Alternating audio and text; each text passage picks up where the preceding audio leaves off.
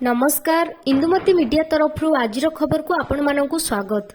राज्य रे कमिला विद्युत दर प्रत्येक यूनिट पिछा 10 पैसा ह्रास पाइछि। बीपीएल उपभोक्ता फिक्स डिपोजिट 80 टंकारु 70 टंका ह्रास पाइछि।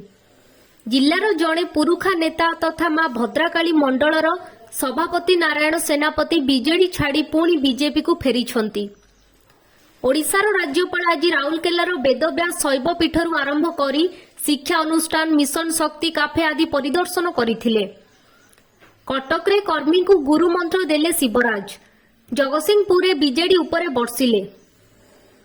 क्रिकेट रु संन्यास नेबाकू प्रस्तुति करुछंती हार्दिक पांडे। लड़िबे 2024 लोकसभा निर्वाचन। नवीन को उपरे बर्षिले शिवराज। कहिले ओडिशार बीजेपी पाइबा बहुमत। नवीन बाबू निजे सरकार चलाउ नाहंती, तांको अधिकारी सरकार चलाउछंती। बौद्ध पंचायत महाविद्यालय रे मंगलवार छात्र छात्री माने अव्यवस्था घेରରେ परीक्षा देउथिबार देखिबाकू मिलिछि। बारंडारे बसी परीक्षा देले छात्र छात्री। महाराष्ट्रर पूर्वतन मुख्यमंत्री तथा कांग्रेसर पूर्वतन वरिष्ठ नेता अशोक चौहान बीजेपी रे शामिल होइछंती। ममता योजना सहायता राशि हेला 2 गुण 5,000 रु 10,000 टंका बढ़िला। माघ सप्तमी बुड़ पूर्व जिलापाल कार्य अनुध्यान। राजस्थान राज्यसभा जीवे सोनिया।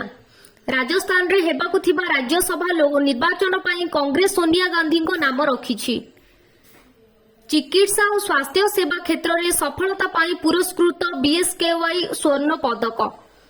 सार्वजनीन स्वास्थ्य सेवा क्षेत्र में ओडिशा सरकार अनन्य बिजु स्वास्थ्य कल्याण योजना जातीय स्कॉच अवार्ड 2023 स्वर्ण पदक हासिल करिछि। एहिपरि नुआ नुआ वीडियो देखिबा पाई एही चैनल को सब्सक्राइब करंतु।